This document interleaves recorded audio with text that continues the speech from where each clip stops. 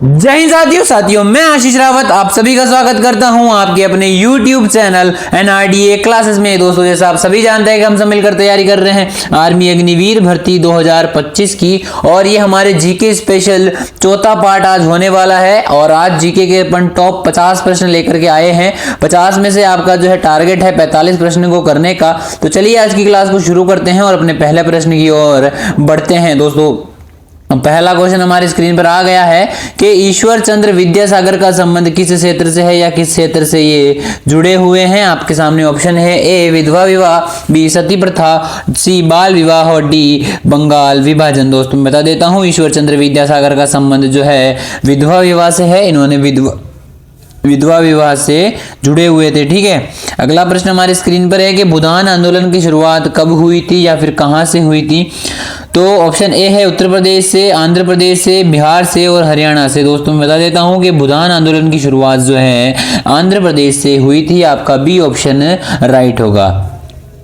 अगला है बांटो व राज करो की नीति किसने अपनाई। Option A Lord Curzon, Lord Minto, Lord Dalhousie और लॉर्ड विलियम बेंटिंक। दोस्तों, मैं बता देता हूं कि लॉर्ड कर्जन द्वारा जो है बांटो और राज करो की नीति यानी डिवाइड एंड रूल की नीति अपनाई गई थी। आपका ऑप्शन ए राइट होगा। अगला प्रश्न हमारी स्क्रीन पर है कि भारत में अंग्रेजी शिक्षा की शुरुआत किसने की थी। भाई, जो अंग्रेजी शिक्षा की शुरुआत हुई थी भारत में वो किसके द्वारा करी गई थी। आपके सामने ऑप्शन ए है Lord carnival, Lord Dalhousie, Lord Canning और लॉर्ड विलियम बेंटिंक। दोस्तों, ये बहुत ही इंपॉर्टेंट और बहुत ही अच्छा प्रश्न आपकी स्क्रीन पर है कि अंग्रेजी शिक्षा की शुरुआत किसने करी थी। तो लॉर्ड विलियम बेंटिंक द्वारा करी गई थी। आपका ऑप्शन नंबर डी राइट होगा।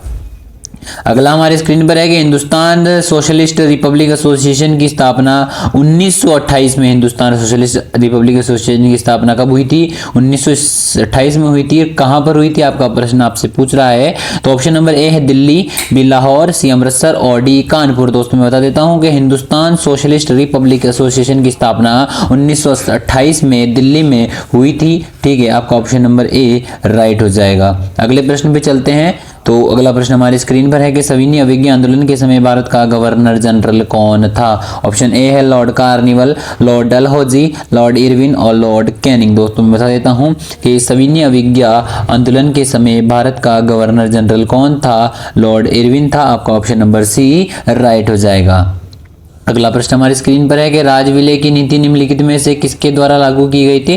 जो राज विलय की नीति है यानी डॉक्ट्राइन्स ऑफ लेप की नीति निम्नलिखित में से किसके द्वारा लागू करी गई। ऑप्शन ए है Lord carnival, Lord Canning, Lord William Bentinck और लॉर्ड डलहौजी। दोस्तों, मैं बता देता हूं कि राज विलय की नीति जो है डलहौजी द्वारा अपनाई गई, ठीक है, या लागू करी गई थी। आपका ऑप्शन नंबर डी राइट हो जाएगा। अगले प्रश्न पे चलते हैं। अगला प्रश्न हमारे स्क्रीन पर है कि गदर पार्टी के प्रमुख नेता कौन थे। गदर पार्टी जो थी उसके प्रमुख नेता कौन थे। लाला हरदयाल थे। आपका ऑप्शन नंबर बी राइट होगा।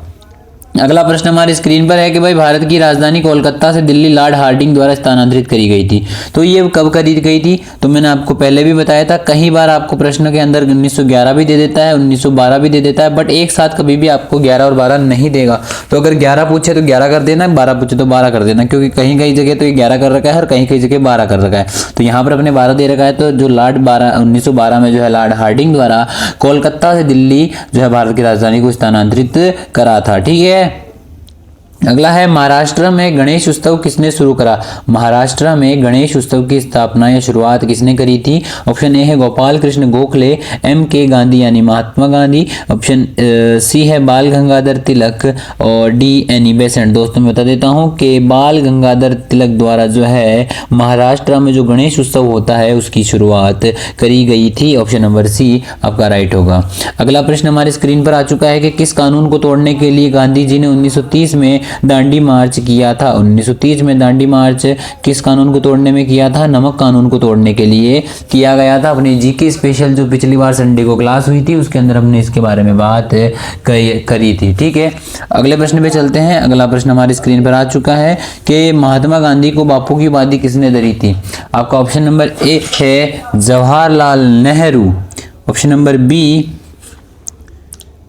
ऑप्शन नंबर बी है आपके सामने रविंद्रनाथ टैगोर। अगला क्वेश्चन है आपके सामने सुभाष चंद्र बोस। अगला है सरदार पटेल। और तो दोस्तों मैं बता देता हूँ महात्मा गांधी को जो है बापू की, यानी पिताजी होता है बापू, तो बापू की उपाधि उससे छोटा वाला ही देगा। इस तरीके से अपन याद कर सकते हैं कि सुभाष चंद्र बोस ने जो इसे बापू की उपाधि दरी थी। ठीक है। अगला है कि महात्मा गांधी को महात्मा की उपाधि किसने दी थी? तो दोस्तों महात्मा की उपाधि जो है इसे रविंद्रनाथ टैगोर जी ने दी थी। ठीक है। रविंद्रनाथ टैगोर के पास में कौन सी उपाधि थी? तो सर की उपाधि रविंद्रनाथ टैगोर के पास में भी थी। तो ये जो उपाधियां हैं ये भी अपने को करनी है दोस्तों। मैंने जैसा आपको बताया था कि अपन बीच के अंदर एक क्लास लेंगे जहां पर अपन प्रैक्टिस सेट ना करते हुए बल्कि टॉपिक वाइज चीज करेंगे। जैसे इस बार अपन मान के चलिए कि नगर के संबंधित कर लेते हैं, किताबों से संबंधित कर लेते हैं, कौन क्या है वर्तमान में, राजधानियां, विश्व राजधानियां, मुद्रा वगैरह और भाषा वगैरह। तो ये सारी चीजें अपन हर सप्ताह में एक बार अलग करेंगे ताकि आपकी जो है थ्योरेटिकल जो पढ़ाई है वो कंप्लीट हो सके। ये अपन किससे करेंगे? अपनी आने वाली किताब जो एनआरडी बुक्स के नाम से मार्केट में आने वाली है उसके अकॉर्डिंग करने वाले हैं। तो जल्दी आपके बीच में ये सीरीज भी मैं लेकर के आने वाला हूं, तो बने रहिएगा अपने चैनल के साथ में। और जिसने अभी तक चैनल को सब्सक्राइब नहीं करा है फटाफट से चैनल को सब्सक्राइब कर देना। ठीक है। अगला है कस्तूरबा गांधी की मृत्यु किस स्थान पर हुई थी? भाई कस्तूरबा गांधी की जो मृत्यु है वो कहां पर हुई थी? आपके सामने 4 ऑप्शन दे रखे हैं, चारों में से आपका जो आंसर राइट लग रहा है उसको जो है लाइव चैट में बताते चलिए। दोस्तों मैं बता देता हूं कस्तूरबा गांधी की मृत्यु है जो है आगा कहा महल पुणे में हुई थी। बी ऑप्शन जिसने चुना है उसका ये राइट होने वाला है। कस्तूरबा कौन थी? महात्मा गांधी की पत्नी थी। ठीक है। अगला है भाई काकोरी डकैती के नायक कौन थे? काकोरी डकैती जो हुई थी उसके नायक कौन थे? ऑप्शन ए है काकोरी डकैती में इन्होंने क्या करा था? इन्होंने ट्रेन को लूटा था अंग्रेजों की सोने से भरी हुई। ठीक है। ऑप्शन नंबर बी है भगत सिंह, बटुकेश्वर दत्त और सुभाष चंद्र बोस। दोस्तों मैं बता देता हूँ काकोरी डकैती के नायक कौन थे। नायक यानी हीरो होता है, तो राम प्रसाद बिस्मिल जो है काकोरी डकैती के नायक थे, काकोरी डकैती के नायक थे। अगला है मोहम्मद अली जिन्ना ने पाकिस्तानी की सीधी मांग मुस्लिम लीग के किस अधिवेशन में 1940 में रखी थी? ऑप्शन ए है लाहौर, बी कराची, मुंबई और दिल्ली। दोस्तों मैं बता देता हूँ मोहम्मद अली जिन्ना ने जो है पाकिस्तान की सीधी मांग मुस्लिम लीग में जो लाहौर अधिवेशन हुआ था 1940 में उसमें रखी थी। आपका ऑप्शन नंबर ए राइट हो जाएगा। ठीक है।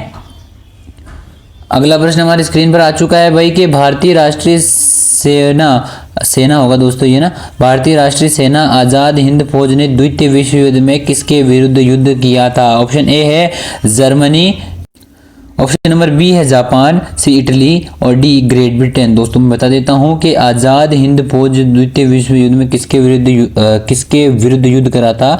तो आजाद हिंद फौज जो कि सुभाष चंद्र बोस द्वारा बनाई गई थी उसने ग्रेट ब्रिटेन के खिलाफ जो है द्वितीय विश्व युद्ध में भाग लिया था। द्वितीय विश्व युद्ध का कार्यकाल था 1939 से लेकर के 45 तक, ये भी आपको ज्ञात होना चाहिए। अगला क्वेश्चन हमारी स्क्रीन पर कि महात्मा गांधी की मृत्यु कब और कहां पर हुई थी? तो महात्मा गांधी की जो मृत्यु है ये हुई थी 30 जनवरी 1948 को दिल्ली में हुई थी और नाथूराम गोडसे ने इसको गोली मार के मारा था। और इसकी जो समाधि है उसका नाम क्या है? राजघाट है। ठीक है। अगला प्रश्न हमारी स्क्रीन पर आ चुका है कि इंकलाब जिंदाबाद का नारा किसने दिया? ऑप्शन ए है मोहम्मद इकबाल, चंद्रशेखर आजाद, राम प्रसाद बिस्मिल और डी राजगुरु। दोस्तों मैं बता देता हूं कि इंकलाब जिंदाबाद का नारा जो है मोहम्मद इकबाल द्वारा दिया गया था। जिसने ये ऑप्शन चुना है उसका क्वेश्चन राइट हो जाएगा। अगला प्रश्न हमारी स्क्रीन पर कि भारत छोड़ो आंदोलन कब शुरू हुआ था? तो भारत छोड़ो आंदोलन जो है 1942 में शुरू हुआ था। आपका ऑप्शन नंबर बी राइट होगा। अगला प्रश्न हमारे स्क्रीन पर आ चुका है विश्व का सबसे ऊंचा युद्ध स्थल कौन सा है? विश्व का सबसे ऊंचा युद्ध स्थल जो हमारे इंडिया के अंदर है और वो कौन सा है? तो वो सियाचिन ग्लेशियर है। ऑप्शन नंबर ए जिसने चुना है उसका क्वेश्चन राइट हो जाएगा। अगला है शेर ए पंजाब किसे कहा जाता है? शेर ए पंजाब किसे कहा जाता है? ऑप्शन ए है सी आर दास, सुभाष चंद्र बोस, लाला लाजपत राय और सरदार भगत सिंह। दोस्तों मैं बता देता हूं कि शेर ए पंजाब के नाम से जो है लाला लाजपत राय जी को जाना जाता है। इंपॉर्टेंट क्वेश्चन है, जरूर से याद कर लीजिएगा। आपका सी ऑप्शन राइट हो जाएगा।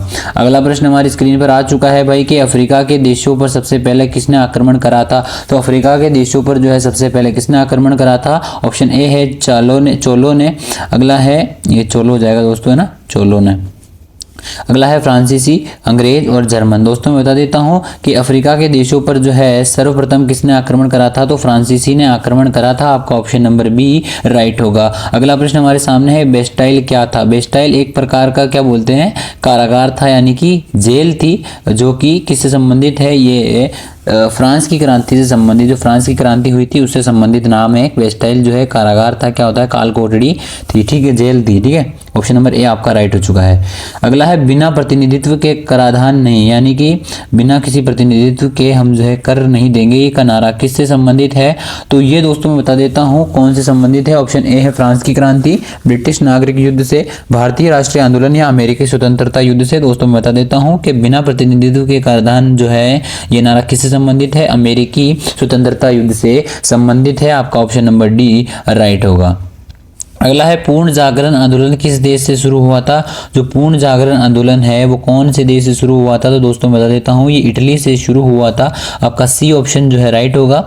अगला प्रश्न हमारी स्क्रीन पर है कि रूसी क्रांति के समय रूस का जार कौन था। रूसी क्रांति जो हुई थी उस समय रूस का जार कौन था। ऑप्शन नंबर ए है निकोलस द्वितीय, अलेक्जेंडर तृतीय, अलेक्जेंडर द्वितीय और कैथेरिन। दोस्तों मैं बता देता हूँ कि निकोलस सेकंड जो है रूसी क्रांति के समय रूस का जार या फिर नेता या फिर राजा था, ठीक है। अगला है, ध्रुव राष्ट्रीय देशों में कौन सा देश शामिल नहीं है। ध्रुव राष्ट्रीय देशों में कौन सा देश शामिल नहीं है। ऑप्शन नंबर जो है आपके सामने दे रखा है, जर्मनी, जापान, फ्रांस और इटली। दोस्तों मैं बता देता हूँ ध्रुव राष्ट्रों में यानी एक्सेस पावर्स जो थी उसके अंदर कौन शामिल नहीं था, फ्रांस शामिल नहीं था। आपका सी ऑप्शन राइट हो जाएगा, ठीक है। अगला प्रश्न है कि मित्र राष्ट्रों में कौन सा देश शामिल नहीं था, तो इसके अंदर यूनान नहीं था भाई। आपका ऑप्शन नंबर डी राइट हो जाएगा, ठीक है। अगला प्रश्न हमारी स्क्रीन पर आ चुका है कि निम्नलिखित में से कौन सा रूस की क्रांति के जनक माना जाता है। रूस की क्रांति का जनक किसे माना जाता है। ऑप्शन ए है कार्ल मार्क्स, बी निकोलस, सी अलेक्जेंडर और डी लेनिन। दोस्तों मैं बता देता हूं कि लेनिन को जो है रूस की क्रांति का जनक माना जाता है। इंपॉर्टेंट प्रश्न है, अपनी कॉपी में नोट डाउन जरूर से कर लीजिएगा, ठीक है। अगला है, प्रसिद्ध बोस्टन टी पार्टी जिसमें अमेरिकी नागरिकों ने इंग्लैंड के प्रति अपना विरोध व्यक्त करते हुए जहाज से चाय की पेटियों को समुद्र से फेंका था, ये किस वर्ष हुई थी।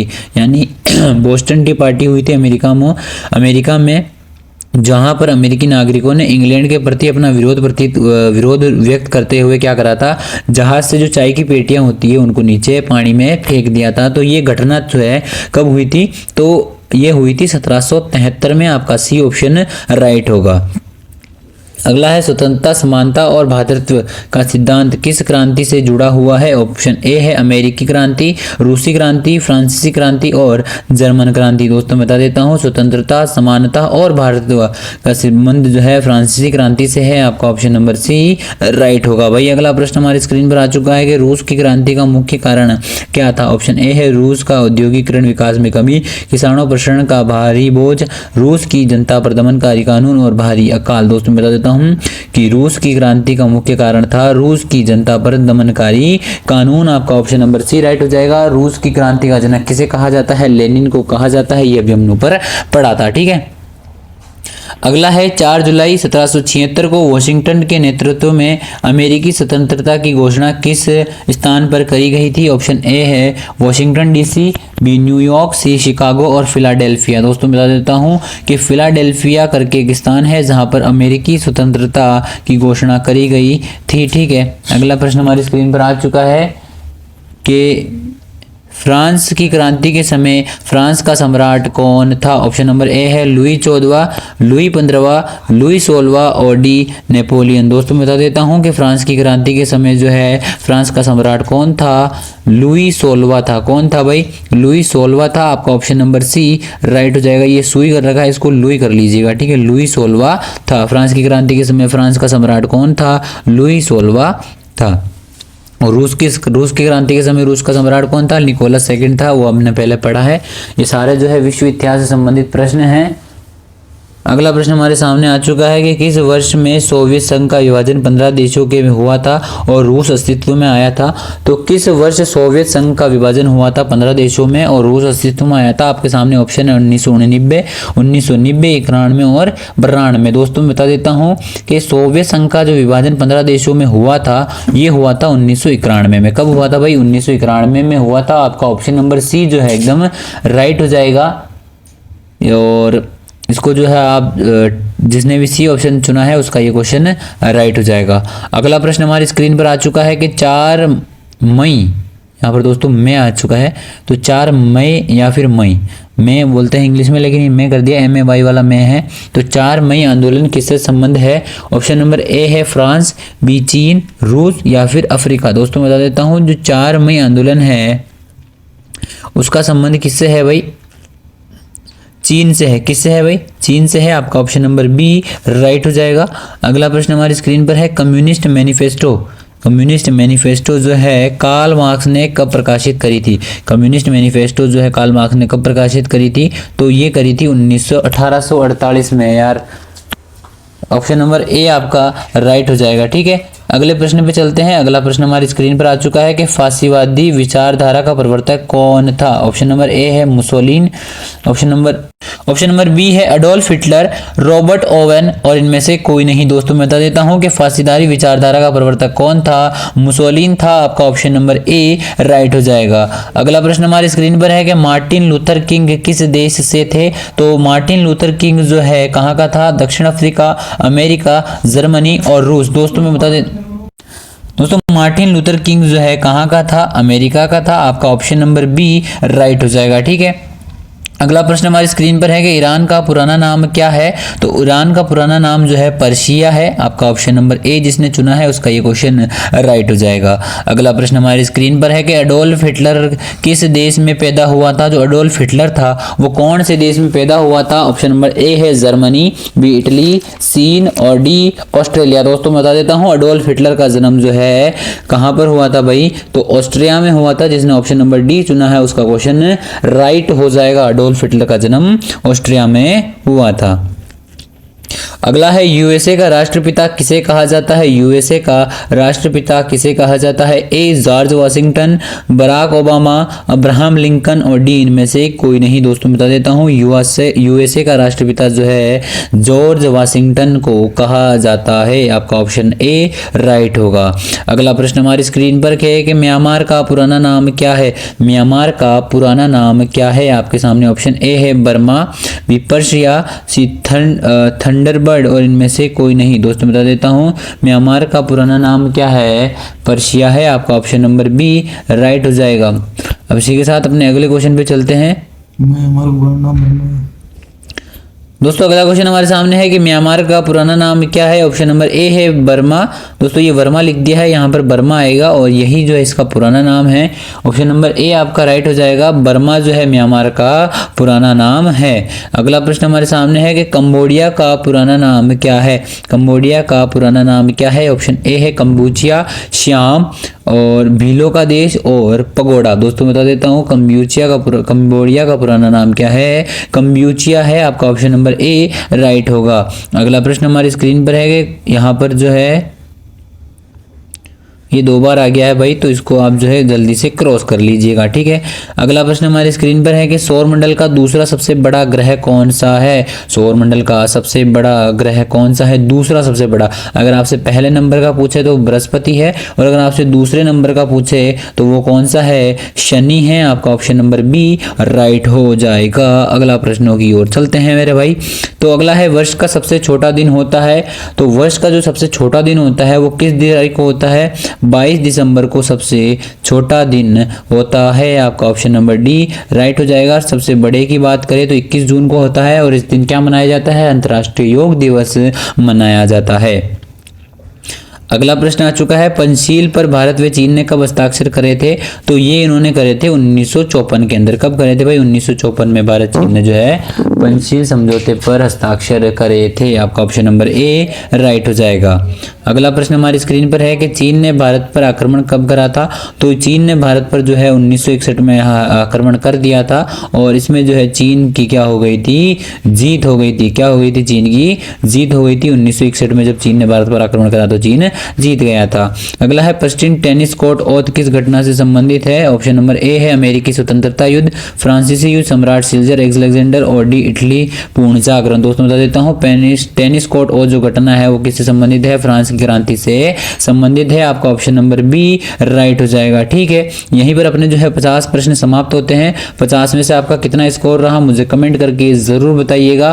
और कल सुबह आपके जो है टॉप 100 क्वेश्चन जीके की क्लास 1 लाइनर वाली आने वाली है, तो उस क्लास में जरूर से जुड़िएगा। और आज शाम को जो है साइंस के आपके 30 प्रश्नों की क्लास में लेकर के आने वाला हूं। उसके बाद आप मुझे जरूर से बताइएगा कि क्या मैं 25 प्रश्न जीके और 25 प्रश्न साइंस वाली क्लास सुबह एक बार लेके आ जाऊं, क्योंकि थोड़ा सा पॉसिबल नहीं हो पा रहा दोस्तों, आप भी समझ सकते हैं इस चीज़ को। तो देख अगर होती कोशिश तो अपन यही रखेंगे, और अगर बंदा नहीं मिल पा रहा है मुझे तो अपन क्या करेंगे, मंडे को जो है 25 साइंस और 25 जीके के लेकर के आ जाएंगे, जहां पर बहुत अच्छे प्रश्न और बहुत ही शानदार प्रश्न मैं लेकर के आऊँगा एमसीक्यू। बीच में अपन जो है थ्योरिकल क्लास रखेंगे एक, और संडे को जो है अपन 100 क्वेश्चन जो अपनी चल रही है MC 100 क्वेश्चन टॉप 100 क्वेश्चन जो 1 लाइनर क्वेश्चन वाली क्लास सीरीज चल रही है उसको कंटिन्यू रखेंगे। तो आप बताइए कैसे करना चाहिए कैसे नहीं करना चाहिए, आपका जो कहना रहेगा मैं मानने वाला हूँ। तो बस उसके लिए आपको क्या करना होगा, चैनल को सब्सक्राइब करना होगा, वीडियो को लाइक करना होगा और ज़्यादा से ज़्यादा अपने दोस्तों के साथ में शेयर करना होगा। मिलते हैं आज शाम को, तब तक के लिए जय हिंद, जय सिया राम।